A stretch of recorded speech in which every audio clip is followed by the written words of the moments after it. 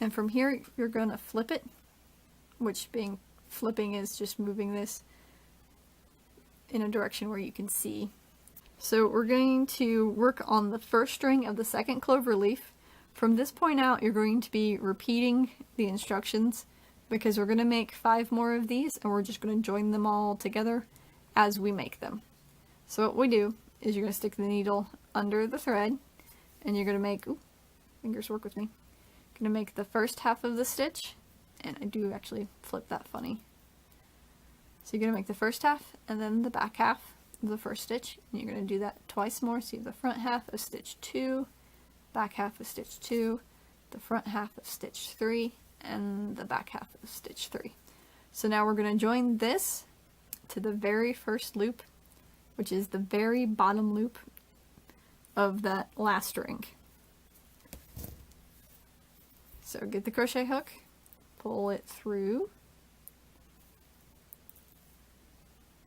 and pull it towards you, put it over the needle so the needle goes through, and then pull it taut, and you're pulling the part that's attached to the ball when you do that. So now you're going to make the second half of the stitch because this counts as the first half because it's joined. So to make the back loop, and that counts as the stitch, as our peacock stitch, which is the joining part of it. So we're going to make 3 more stitches. So you're going to make the first half of stitch 1. So move that so you can see. And then the back half. So that's 1, the front half, and back half of 2. Then the front half and back half of 3. Okay, we're now going to make another joining stitch. And we're going to join it to this middle loop that's open from the previous ring that we just made. So you're going to put the crochet hook through, pull it over the needle and tighten it. Okay, and we're going to make the back half, because like I said, whenever we join these, that's going to count as the front half of the loop.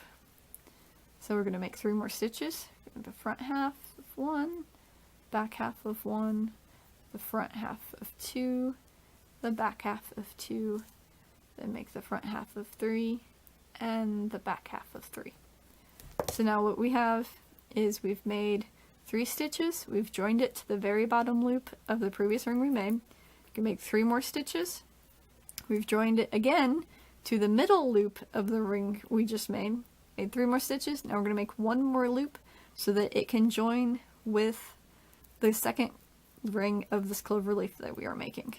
So we're going to make this space holder and then stop it with your fingernail to make the front half and the back half. And remember, that counts as the stitch, the holding stitch for the space, for the loop or the peacock. So we made the front half of the first stitch, back half of the second stitch, make the front half of the first stitch and the back half of the second stitch, and make the front half of the first stitch and the back half of the third stitch. So functionally it looks like I have 4 stitches here, because this one, like I said, it counts as the finishing stitch for the loop, because when you push it down, you make your nice little loop there. So that gives us 1, 2 that are joined, as you can tell by me sticking my fingernails through it. Those aren't going anywhere. Then we've got the third one that's available, so we're going to grab the tail, put it back over the needle, and then we're going to pull it through. Okay. And then this, taking it off the needle gets a little bit easier. If you use any of the metallic thread I'm using, pull carefully so that it doesn't shred the metal. And then, okay, so we now have the first clover leaf completed with a chain, and then we have the first ring of the second clover leaf joined to the previous ring of the clover leaf that we made. So the nice thing is once you get 6 of these, they join really easy and makes a nice little star design. Okay, so now, because that's still loose, and if you make a mistake and you need to undo it, the easiest thing is at this point, is just unthread your needle, pull this straight out. You can't see it yet, but you can always undo it by pulling this string here, which is officially was part of the tail, because all of these are made out of the string that's located from the ball. So if you screw up and you put the wrong stitch count, just unthread your needle and pull this part out, and it will undo everything you just made, up until where the knot is, which is why we have all the knots. So I'm just going to tighten that back, since I have the adequate amount of stitches. And then we're going to put this in through the back, pull it towards you, then pull it away from you to make the knot. At this point, we've now got the very first set of joined rings that we're going to have. So now we can continue on with the second clover leaf, which will be here where my left thumb is, but it's going to repeat the same exact pattern as this first clover leaf with the chain and then the join.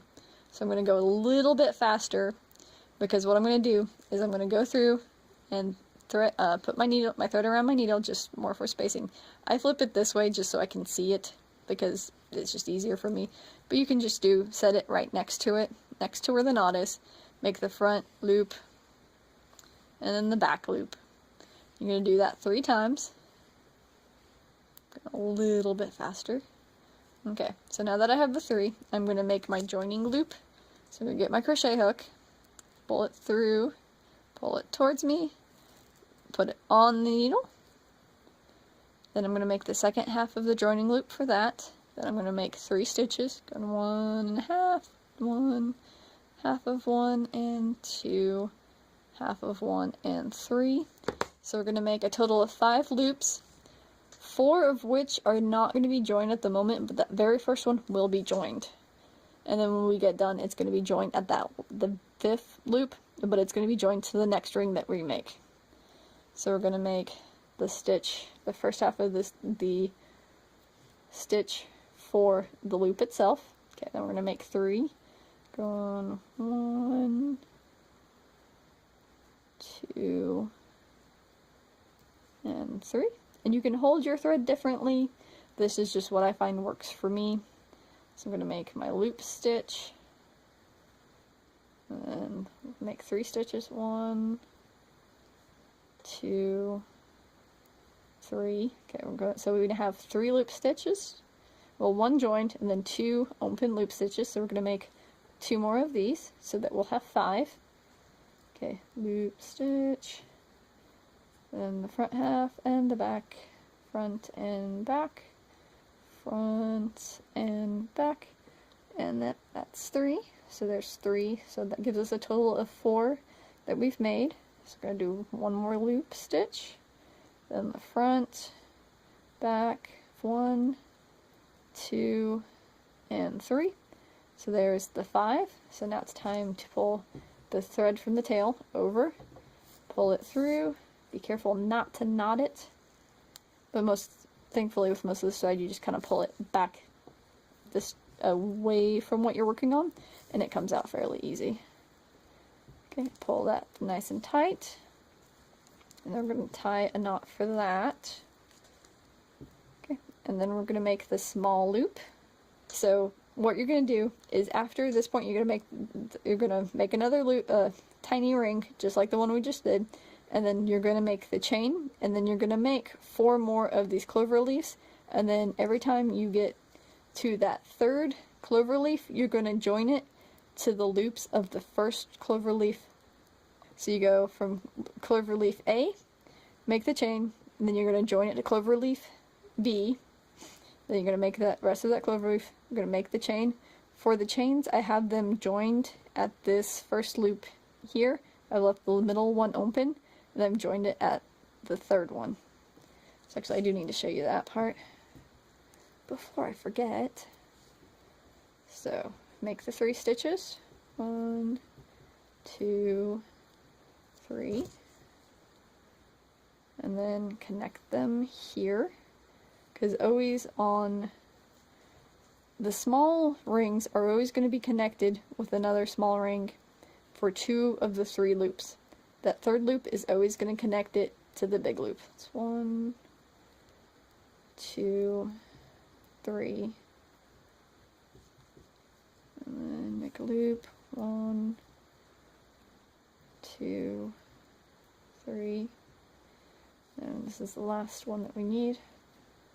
1, 2, and 3. Okay, we're going to close this one.